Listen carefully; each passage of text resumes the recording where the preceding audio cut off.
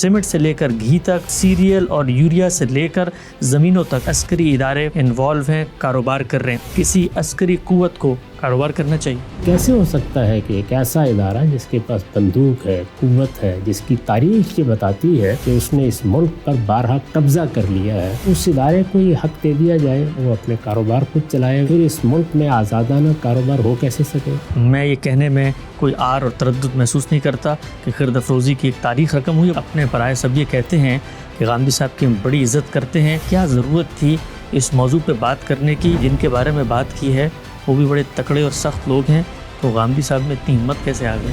میں نے اپنی ذمہ داری ادا کی ہے۔ بڑی باتیں نہ میں کبھی کرتا ہوں، نہ مجھے اس سے کوئی تعلق ہے۔ اگر کوئی خطرہ ہوگا، جیسے اللہ نے پہلے استقامت دی ہے وہ اب بھی استقامت دے گا، جیسے پہلے حفاظت کی ہے وہ اب بھی حفاظت کرے گا۔ بسم اللہ الرحمن الرحیم۔ السلام علیکم۔ غامدی صاحب کے ساتھ ہفتہ وار سوال و جواب کی براہ راست نشست کو لے کر ڈیلیس امریکہ غامدی سینٹر سے حاضر خدمت ہیں۔ آغاز کرتے ہیں آپ سے بہت شکریہ آپ کے وقت کا۔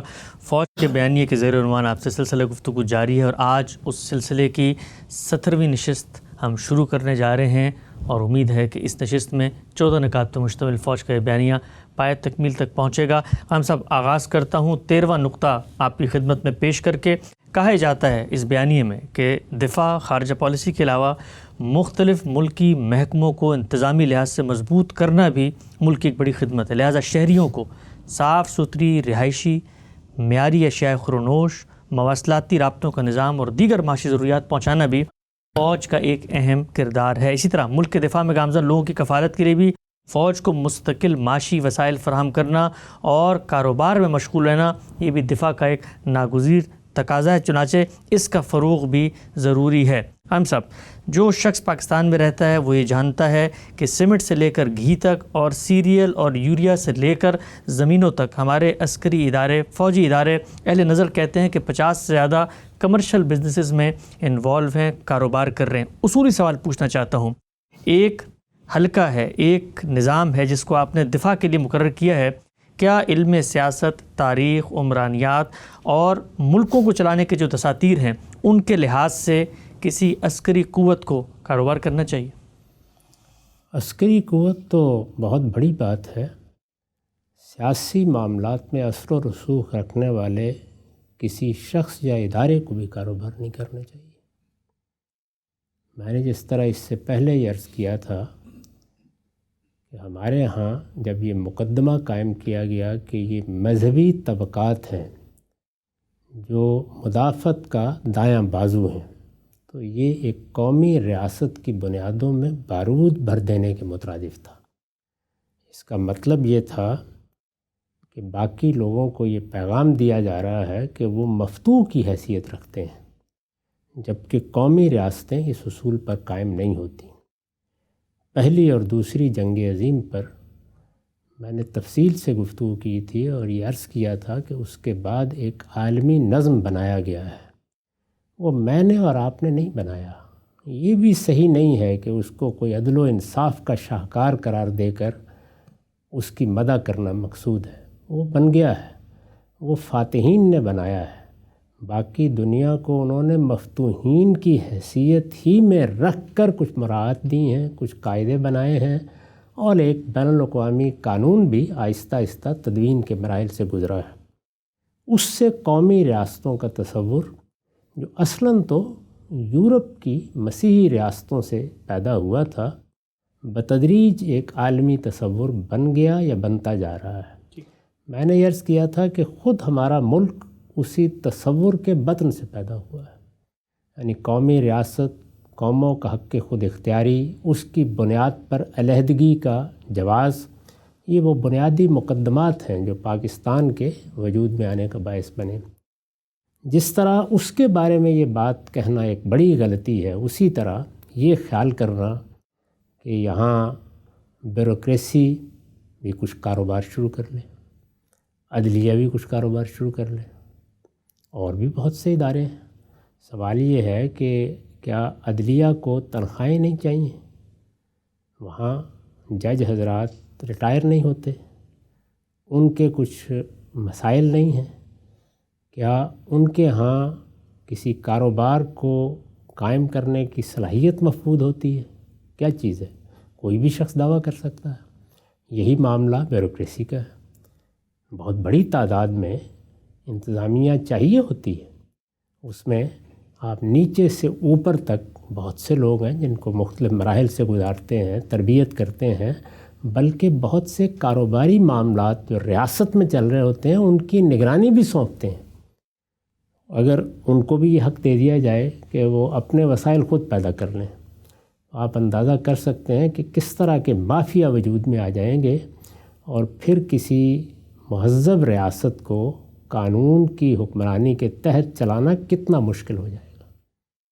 اس لیے وہ سب ادارے جو نظم ریاست کے لیے قائم کیے جاتے ہیں، پولیس کا محکمہ ہے، اسی طرح بیوروکریسی کے دوسرے بہت سے محکمے اور ان کے نیچے کی بہت سی طے در طے پھیلی ہوئی قوتیں ہیں، وہ سب کی سب نظم میں اپنا کردار ادا کر رہی ہیں۔ عدلیہ ہے، عدلیہ بھی نیچے سے اوپر تک بہت سے معاملات انجام دیتی ہے۔ اسی طرح کا ایک ادارہ، ایک محکمہ فوج بھی ہے۔ تو یہ بات سمجھ لینی چاہیے کہ کسی ادارے کو بھی، بلکہ وہ لوگ جو سیاست میں فعال ہونا چاہیں، ظاہر ہے کہ سیاست ایک ہمہ وقتی کام ہے اور اس کے لیے ضروری ہو جاتا ہے کہ معاشی جدوجہد کو چھوڑ دیا جائے، ان کے لیے بھی یہ بات اچھی نہیں سمجھی جاتی کہ وہ سیاسی مناصب پر ہوں اور اس کے ساتھ ان کے کاروبار بھی چل رہے ہوں۔ یہ آپ جانتے ہیں کہ یہ چیز ہدف متعین بھی بن جاتی ہے، موضع تہمت بھی بن جاتی ہے۔ اس کے نتیجے میں بعض موقعوں کے اوپر لوگوں میں اپنے وقار کو قائم رکھنا مشکل ہو جاتا ہے۔ چھوٹے چھوٹے اداروں تک میں اس کا لحاظ رکھا جاتا ہے کہ کہیں کوئی کانفلکٹ نہ پیدا ہو جائے، یعنی مفادات کا تصادم نہ پیدا ہو جائے، آپ کے پیش نظر جو چیزیں رہی ہیں یا آپ کے تعلق سے جو چیزیں وجود میں آتی ہیں وہ کہیں آپ پر اثر انداز نہ ہو جائیں۔ تو یہ کیسے ہو سکتا ہے کہ ایک ایسا ادارہ جس کے پاس بندوق ہے، قوت ہے، جس کی تاریخ یہ بتاتی ہے کہ اس نے اس ملک پر بارہا قبضہ کر لیا ہے، بلکہ کہا جا سکتا ہے کہ 3-4 مرتبہ اس ملک کو فتح کر لیا ہے، اس ادارے کو یہ حق دے دیا جائے کہ وہ اپنے وسائل خود پیدا کرے گا، وہ اپنے کاروبار خود چلائے گا، تو پھر اس ملک میں آزادانہ کاروبار ہو کیسے سکے گا؟ مقابلے میں لوگ کیسے آئیں گے؟ یعنی آپ اندازہ کر سکتے ہیں کہ جب اس طاقت کی کوئی قوت میدان میں آ جائے گی اور کاروبار کرنے کے لیے میدان میں آ جائے گی، تو پھر مجھ میں، آپ میں کس میں ہمت ہوگی کہ وہ اس کو کوئی مسابقت کا چیلنج ہی دے سکے؟ تو میرے نزدیک تو یہ نہایت خطرناک چیز ہے۔ اس کا پورا اہتمام کرنا چاہیے کہ وہ لوگ جو نظم ریاست کو چلا رہے ہیں یا اس کے مختلف محکموں میں ہیں، وہ اس طرح کا کوئی کام نہ کریں کسی جگہ پر بھی، نہ فرد کی حیثیت سے، نہ ادارے کی حیثیت سے۔ آخر مجھے بتائیے کہ اگر یہ سب فوج کر سکتی ہے تو بیوروکریسی اپنی تنظیمات بنا کے کیوں نہیں کر سکتی؟ عدلیہ کیوں نہیں کر سکتی؟ ہمارے ہاں ویسے کچھ اس طرح کی روایتیں بھی ڈالی گئی ہیں، اور میں آپ سے عرض کرتا ہوں کہ اس میں بھی سوائے اس کے کہ رسوائی ہوئی اور کوئی چیز نہیں ہوئی۔ اس طرح کے اقدامات نہایت خطرناک، ریاست کے لیے خطرناک، معیشت کے لیے خطرناک، سیاسی فضا کے لیے خطرناک ہوتے ہیں۔ اور میں سمجھتا ہوں کہ جو بہت بڑی غلطی اس معاملے میں ہوئی ہے، ویسے تو غلطیاں ہی ہیں جن کو گنوا گنوا کے آدمی تھک جائے، بہت بڑی غلطی یہ بھی ہوئی ہے جس کو آپ نے اس نقطے میں بیان فرمایا ہے۔ خود ان لوگوں کو بھی سوچنا چاہیے، اس قوم کو بھی سوچنا چاہیے کہ اس طرح کی جتنی چیزیں بھی قائم ہو چکی ہیں وہ بتدریج پرائیویٹ سیکٹر کے حوالے کر دی جائیں، اور فوج میں رہتے ہوئے یا فوج کے زیر اثر یا فوج کے اہتمام میں یا فوج کے نام پر کسی ایسے کام کو جو کاروبار سے متعلق ہے، مسابقت کو مجروح کر سکتا ہے، اس طرح کے مفادات پیدا کر سکتا ہے، ادنیٰ درجے میں بھی گوارا نہ کیا جائے۔ جو نقطہ آپ نے واضح فرمایا۔ اچھا، جو مثالیں آپ نے دی، مثلا پولیٹیشین ہے یا مثال کے طور پہ بیوروکریسی یا عدلیہ ہے، وہ اگر انوالو ہوتی ہے کاروبار میں تو وہاں یہ نقطہ اٹھایا جا سکتا ہے بھئی یہ کانفلکٹ آف انٹرسٹ ہے، یہی لوگ ہیں جو پالیسی بناتے ہیں، یہی لوگ ہیں جو قانون کی حکمرانی کا علم لے کے بلند کرتے ہیں۔ لیکن فوج اگر یہ کہے کہ جی ہم تو ملکی قوانین کی رعایت سے اور میرٹ بیس کاروبار کرتے ہیں، جہاں 5 لوگ اور دکانیں کھول کے بیٹھے ہیں ہم بھی کھول لیتے ہیں، تو پھر اس میں کیا مسئلہ ہے؟ یعنی یہ جو کچھ آپ نے بیان کیا ہے اس سے پہلے 12-14 نکات میں یہ سب کے سب معاملات جو ہیں ان کا قانون سے، قانون کی حکمرانی سے کوئی تعلق نہیں۔ بہت ہی اہم نقطہ۔ آپ مجھے یہ بتائیں کہ جو قوت ملک پر حکومت کرتی رہی ہو، جس نے 4 مرتبہ ملک کو فتح کر لیا ہو، جو آئین شکنی کا ارتکاب کر چکی ہو، جو دستور کو کاغذ کا ایک پرزہ قرار دے کے بحیرہ عرب میں پھینکنے کی باتیں کرتی رہی ہو، اس کے بارے میں آپ یہ کہہ رہے ہیں؟ ان بیچاروں کی اتنی ہمت کہاں؟ بیوروکریسی اور عدلیہ وہ تو وہاں سے الہام حاصل کر کے اپنی رسوائی کا سامان کرتے ہیں، یعنی قائم نہیں رہ سکتے۔ جو ان کو عزت اللہ تعالیٰ نے دی ہوتی ہے اس کو بھی قائم نہیں رکھ پاتے، اس لیے کہ جب پیچھے سے بندوق آ جاتی ہے تو مشکل ہو جاتا ہے۔ یہ تو ان کے لیے کوئی رعایت پیدا کی جا سکتی اگر ہوتی تو چلیے میں بھی تائید کر دیتا۔ یہاں تو کوئی سوال ہی نہیں اس بات کا کہ آپ کاروبار کرنے کو گوارا کریں، پسندیدہ قرار دیں یا اس کے لیے کوئی مقدمہ قائم کریں۔ یہ ریاست کا کام ہے کہ وہ وسائل فراہم کرے گی، قوم کا کام ہے، قوم کاروبار کرے، بڑے کاروبار وجود میں آئے۔ ہمارے ہاں بھی جس طریقے سے معیشت ترقی کرتی ہے وہ کرے۔ کیا دنیا میں جو باقی افواج ہیں انہوں نے یہی بندوبست کر رکھا ہوا ہے اس طرح کے مقاصد کے لیے؟ تو یہ مقدمہ اپنی ابتدا میں بھی لغو ہے، اپنے وسط میں بھی لغو ہے، اپنی انتہا میں بھی بالکل لغو ہے۔ اس طرح کے مقدمات کا اب ہمارے ذہنوں سے بھی خاتمہ ہو جانا چاہیے۔ نقطہ بھی واضح ہوا۔ ایک اور اطلاع کے پہلو میں پوچھنا چاہتا ہوں، سماجی سطح پر، یعنی میں اگر ایک ریاست کا شہری ہوں، میں نے دیکھا ہے کہ ریاست میں عنان اقتدار کی تقسیم کی گئی ہے، عدلیہ ہے، مقننہ انتظامیہ اور پھر دفاع کا ایک ادارہ ہے۔ میں جب یہ دیکھتا ہوں کہ کوئی شخص وہاں سے اٹھ کے کسی دوسرے رول میں انوالو ہوتا ہے تو سماجی سطح پر ملک کے اندر جو لوگ موجود ہیں ان کی نفسیاتی سوچ پر یہ کیسے اثر انداز ہوتا ہے کہ اس نے میرا دفاع کرنا تھا اور میں دیکھ رہا ہوں وہ بیٹھ کے کاروبار کر رہا ہے۔ ان کو اپنا کام کرنا ہے اور مدافعت ہی اصل میں ان کی شان ہے۔ انہیں جس مقصد کے لیے یہ ذمہ داری دی گئی ہے وہ مقصد بڑا غیر معمولی مقصد ہے۔ اگر وہ صحیح طریقے سے ادا ہو تو میں آپ کو بتا سکتا ہوں کہ قرآن میں، حدیث میں اس کے لیے اللہ تعالیٰ کے پیغمبر نے، اللہ تعالیٰ نے کیا بشارتیں نازل کی ہیں، اسی چیز کو ہدف بنا کے کام کرنا چاہیے۔ بہرحال ایک قوم جب اپنی فوج قائم کرتی ہے، پولیس قائم کرتی ہے تو ان کو وہ مراعات بھی دیتی ہے، ان کی خدمت بھی کرتی ہے، ان کے لیے تنخواہیں بھی مقرر کرتی ہے، یہ سب ہے۔ لیکن دنیا میں اس کے لیے جو طریقے ہیں وہی اختیار کرنے چاہیے۔ اگر آپ بڑی بڑی سلطنتوں کے زوال کی داستان پڑھیں تو اس میں ایک بڑے عامل کی حیثیت سے ماہرین یہ بیان کرتے ہیں کہ فوج کی غیر معمولی قوت ہوگی، وہ معیشت کے ساتھ ہم آہنگ نہیں رہی، اس کا باہمی توازن قائم نہیں رہا، اور پھر چونکہ سب سے زیادہ مطالبے کی طاقت مالی معاملات میں وہی بن گئی تو نتیجہ یہ نکلا کہ پھر قوم میں زوال آشنا ہو گئی۔ تو یہ زوال کی ابتدا ہے کہ کوئی اس طرح کی قوت کاروبار کرنے لگ جائے، کاروبار کے فروغ میں اپنا کردار ادا کرنے لگے، اپنا نام دینے لگ جائے، کاروباروں میں مسابقت کو ختم کرنے کے لیے خود اپنے آپ کو پیش کر دے، مدافعت کی بجائے کاروبار میں اپنی مہارت دکھانے لگ جائے، اور دوسرے لوگ بھی اس کا نام استعمال کر کے مختلف کاروبار کرنے لگ جائیں، اس کے بعد آپ کسی قوم کو آخری درجے میں برباد ہونے سے نہیں روک سکتے۔ نقطہ بڑی خوبی سے واضح ہوا۔ آگے بڑھاتے ہیں سلسلہ گفتگو کو، 14واں اور آخری نقطہ فوج کے اس بیانیے مقام صاحب کی خدمت میں پیش کرنے ہم جا رہے ہیں۔ ایسا کہا جاتا ہے ہمارا دین ہمیں صرف اپنے لیے نہیں بلکہ اپنی قوم سے آگے بڑھ کے امت مسلمہ کے لیے سوچنے کا درس دیتا ہے۔ چنانچہ پاکستان اسلام کا قلعہ ہے، ہماری ایٹمی قوت ہونا پورے عالم اسلام کے لیے فخر اور اس کے تحفظ کے ضامن ہے۔ چنانچہ دنیا کشمیر، فلسطین، چشتیہ میں ظلم کے خلاف اور حرمین کے تحفظ کی خاطر بھی ہماری فوج کو ہر اقدام اٹھانا چاہیے۔ ایک نقطہ پیغام صاحب چاہتا ہوں آپ کی رائے سامنے آئے۔ ملک ہمارا تھا، جس پس منظر میں تقسیم ہوئی وہ بھی سمجھ میں آتی ہے، لیکن ایٹمی قوت ہیں، دنیا کے چند چنیدہ ممالک میں ہم بھی ایک ایٹمی قوت ہیں۔ ایٹمی قوت بننے کے نتیجے میں عالم اسلام کی کچھ توقعات ہیں جو ہم سے وابستہ ہو گئی ہیں۔ اب جب یہ وابستہ ہو گئی ہیں تو کچھ تقاضے ہمیں بھی نبھانے پڑتے ہیں۔ اس کو ہم سے کیا مراد ہے؟ یعنی ہم سے پاکستان کی قوم مراد ہوگی نا۔ دنیا تقاضے کرے، اقوام متحدہ بھی ہم سے کچھ تقاضے کر سکتی ہے، امت مسلمہ بھی کر سکتی ہے، ہمسایہ ممالک بھی کر سکتے ہیں۔ یہ تو دنیا میں باہمی طور پر ہوتا رہتا ہے، لیکن وہ تقاضوں کا مخاطب فوج کیوں بن گئی؟ ایٹم بم ان کے پاس ہے، اس لیے ان کے پاس ہے یا قوم کے پاس ہے؟ یہ کیا چیز ہے؟ اسلحہ ان کے پاس ہے، اسی لیے استعمال کر کے وزیر اعظم ہاؤس میں گھس جاتے ہیں، اسی طرح جس طرح کے ڈاکو گھروں میں گھستے ہیں۔ یہ بتانا چاہتے ہیں آپ مجھے؟ ان میں سے کون سی چیز ہے کہ جس کے لیے کوئی استدلال موجود ہے؟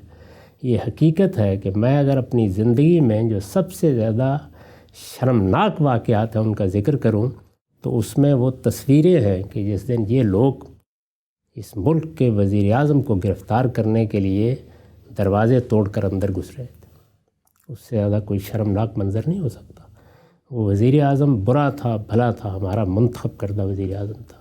یہ اصل میں ایک شخص کی نہیں، پوری قوم کی توہین تھی۔ اس لیے یہ واقعہ ہے کہ اس بیانیے کے مصنفین کو اپنے ان تمام جرائم پر غور کرنا چاہیے، اس تاریخ پر غور کرنا چاہیے۔ یہ کیا استدلال ہے؟ یعنی اگر یہاں کوئی اسلحہ ہے یا ہم نے کوئی اسلحہ بنایا ہے یا اس میں کوئی کمال حاصل کیا ہے تو وہ قوم کا اثاثہ ہے، اس کا کسی خاص محکمے سے تعلق ہے۔ یعنی یہ کل پولیس یہی دعویٰ کر دے گی، کل کو بیوروکریسی کو اگر کوئی ذمہ داری دی گئی تو وہ یہ کہے گی کہ ہم نے تو 20 سال 50 سال فلاں معاملے کی نگرانی کی ہے، اس وجہ سے ہم اس کے مالک ہیں، دنیا کو ہمارے ساتھ بات کرنی چاہیے۔ دنیا کو اس قوم کے ساتھ بات کرنی ہے اور اس قوم کی سیاسی قیادت ہے جس کے ساتھ بات کرنی ہے۔ اگر کوئی ضرورت ہوگی وہ عالم اسلام کی ضرورت ہے، ہمارے سراکوں پر حرمین کی ضرورت ہے، تو کیا کہنے ہیں؟ یعنی حرمین سے بڑھ کر کیا چیز کسی مسلمان کو عزیز ہو سکتی ہے؟ لیکن یہ فیصلہ مسلمان قوم کرے گی، پاکستانی قوم کرے گی، یہ ہماری سیاسی قیادت، منتخب سیاسی قیادت کرے گی۔ اس میں کوئی مشورہ دینا ہے دے، اس میں کوئی رائے قائم کرنی ہے قائم کریں۔ آپ ذرا وہ منظر دیکھیے کہ جب امریکہ کے صدر نے فیصلہ کیا کہ وہ افغانستان سے اپنی افواج نکال لے گا، یہاں کی مسلح افواج اس کے لیے تیار نہیں تھی۔ یہ معلوم ہے کہ خود مسلح افواج کے سربراہ نے اپنا اختلاف ظاہر کر دیا، لیکن جب اس سے پوچھا گیا تو آپ نے دیکھا اس نے کیا جواب دیا۔ اس سے پوچھا گیا کہ آپ نے یہ رائے دی، انہوں نے کہا میں نے دی، میری رائے یہ نہیں تھی۔ پھر صدر نے آپ کی رائے قبول نہیں کی تو آپ کو استعفیٰ نہیں دے دینا چاہیے تھا۔ اس کا جواب یہ تھا کہ اس کا مطلب یہ ہے کہ میں صدر پر دباؤ ڈالتا، یہ میرا کام نہیں۔ میرا کام یہ ہے کہ جو فیصلہ کیا جائے اس میں اگر میری رائے مانگی جائے تو میں دے دوں۔ فیصلہ کرنا سیاسی قیادت کا کام ہے، جب وہ فیصلہ کر لے گی میرا کام یہ ہے کہ میں امتثال امر کروں، جو حکم دیا جائے اس کے مطابق اگر مجھے داخل ہونا ہے تو داخل ہوں، اور اگر مجھے فوجیں نکالنی ہیں تو میں نکال لوں۔ تو فوج کا اصل کام یہ ہے، وہ جب اپنے اس جگہ پر آتی ہے اور سیاسی قیادت کے احکام کو قبول کرتی ہے، اسی وقت اصل میں اپنی قوم کی نگاہوں میں ایک باعزت ادارہ بنتی ہے، محبت کا مرجع بنتی ہے۔ ایک کاروبار کر کے وہ اپنی قوت نہیں بڑھا سکتی۔ عالم اسلام کی وہ تنہا مالک نہیں ہے، عالم اسلام سے اس قوم کا تعلق ہے، ہم اس کا حصہ ہیں، ہم مسلمان ہیں تو ظاہر ہے کہ مسلمان کی حیثیت سے عالم اسلام سے ہمارا تعلق ہے۔ دنیا میں انسانوں کی حیثیت سے ہم نے ایک اپنی ریاست قائم کی ہے تو دنیا کی ساری قوموں سے ہمارا ایک تعلق ہے۔ اقوام متحدہ کے نظم کا ہم حصہ بنے ہیں تو وہاں جو کچھ ہو رہا ہے اس میں ہماری ایک رائے ہے اور ہماری کچھ ذمہ داریاں ہیں، کچھ فرائض ہیں۔ اسی طرح کا معاملہ باقی چیزوں میں ہے۔ ان میں سے ایک ایک چیز کو ہماری پارلیمنٹ میں زیر بحث آنا چاہیے، پارلیمنٹ کو اس کے بارے میں فیصلے کرنے چاہیے، سیاسی قیادت کو ان فیصلوں کو آگے لے کے چلنا چاہیے۔ فوج کا کام، پولیس کا کام، انتظامیہ کا کام یہ ہے کہ جو فیصلے کر دیے جائیں ان فیصلوں کا نفاذ کرے، اور عدلیہ کی ذمہ داری یہ ہے کہ جو قانون بنا دیا جائے وہ بے لاگ طریقے سے اس قانون کا نفاذ کرے۔ نہ وہ پنچایت ہے، نہ اس کا کام لوگوں کو بلا کے مختلف ترجیحات کی بنیاد پر فیصلے کرنا ہے، نہ اس کو یہ کرنا ہے کہ وہ نظریہ ضرورت کی خالق بن کے بیٹھ جائے۔ اس کو بے لاگ طریقے سے دائیں بائیں سے اپنی آنکھیں بند کر کے قانون کا نفاذ کرنا چاہیے، اور قانون کے مطابق ان سب اداروں کو اپنا سر اس انتظامیہ کے سامنے جھکانا چاہیے جسے لوگ منتخب کر کے اس ملک کا نظم و نسق چلانے کے لیے ذمہ داری تفویض کرتے ہیں۔ فوج کے 14 نکات بڑی ہمت اور فتوت، حوصلے اور عزم اور جذبے کے ساتھ بڑے مشکل اور نازک سوالوں کا جواب ہم نے غامدی صاحب سے حاصل کیا، اور میں یہ کہنے میں کوئی آر اور تردد محسوس نہیں کرتا کہ خرد افروزی کی ایک تاریخ رقم ہوئی ہے۔ بڑا سوچنے سمجھنے کا مواد ہے غامدی صاحب کی اس گفتگو میں۔ ایک آخری اور نازک سوال اپنے پرائے سب یہ کہتے ہیں کہ غامدی صاحب کی ہم بڑی عزت کرتے ہیں، دین کے معاملے میں قرآن و سنت کے بارے میں ایک نئی دنیا بنائی ہے، انہوں نے ایک نیا نظام فکر دیا ہے، لوگ دین کے قریب آئے ہیں، ان کے بڑے فین ہیں۔ کیا ضرورت تھی اس موضوع پہ بات کرنے کی؟ ممکن ہے کہ وہ لوگ جو دینی تعلیمات میں آپ کے ساتھ کھڑے ہوں اس طرح کے کسی مسئلے میں آپ سے اختلاف کر کے الگ ہو جائیں۔ اور ایک اور نازک سی بات کہ جن کے بارے میں بات کی ہے وہ بھی بڑے تکڑے اور سخت لوگ ہیں، تو غامدی صاحب میں اتنی ہمت کیسے آ گئی؟ بات یہ ہے کہ میں تو ایک بڑا عاجز کمزور انسان ہوں، ایک طالب علم سے زیادہ میری کوئی حیثیت نہیں ہے. طالب علمانہ طریقے سے میں اپنے لیے اپنے دین پر غور کرتا ہوں اور جس قوم کے سامنے اس کو پیش کرنا ہے اس کے احوال پر بھی غور کرتا ہوں. مخاطبین سے بے نیاز ہو کر دنیا میں نہ کبھی کوئی دعوت پیش کی جا سکی ہے، نہ کوئی فلسفہ بیان کیا جا سکا ہے، نہ کوئی اصلاح کی تحریک اٹھتی ہے. ان دونوں کا حسین توازن ہوتا ہے جو کسی قوم کی تعمیر میں اپنا کردار ادا کرتا ہے. انسانی شخصیت کو آپ اس طریقے سے تقسیم نہیں کر سکتے. وہ ایک پورا وجود ہے اور پورے وجود کے کچھ اخلاقی تقاضے ہیں. اخلاقی تقاضے دین کا موضوع ہیں. اگر آپ غور کر کے دیکھیں تو اس پورے بیانیے پر میری تمام تر تنقید اسی پہلو سے ہے. میں نے یہ بتایا ہے کہ اخلاقی لحاظ سے یہ بیانیہ کتنا کمزور، کتنا بے بنیاد اور کتنا لغو ہے. اور اخلاقیات دین کا سب سے بڑا موضوع ہے. سب سے بڑا حصہ اخلاقی اصولوں کا اطلاق اور اس کے مطابق سوسائٹی کی تطہیر ہے. تو اگر آپ اس سے بے نیاز ہو کے بیٹھ جائیں گے تو دین کہاں، دین کی دعوت کہاں، اس کا ابلاغ کہاں، ان میں سے کون سا کام ہے جو آپ کر سکیں گے؟ تو میں نے اپنی ذمہ داری ادا کی ہے. باقی یہ ہے کہ بڑی باتیں نہ میں کبھی کرتا ہوں نہ مجھے اس سے کوئی تعلق ہے. اگر کوئی خطرہ ہوگا تو جیسے اللہ نے پہلے استقامت دی ہے وہ اب بھی استقامت دے گا، اور جیسے پہلے حفاظت کی ہے وہ اب بھی حفاظت کرے گا. جزاکم اللہ خیر. غامدی صاحب، فوج کا بیانیہ 14 نکات سلسلہ گفتگو آج پایہ تکمیل کو پہنچتا ہے. انشاءاللہ دوبارہ حاضر خدمت ہوں گے ایک نئے نقطہ نظر پہ، تحلیل کی ایک نئی روایت کو لے کر. خاتمہ کرتے ہیں. غامدی صاحب بہت شکریہ آپ کے وقت کا.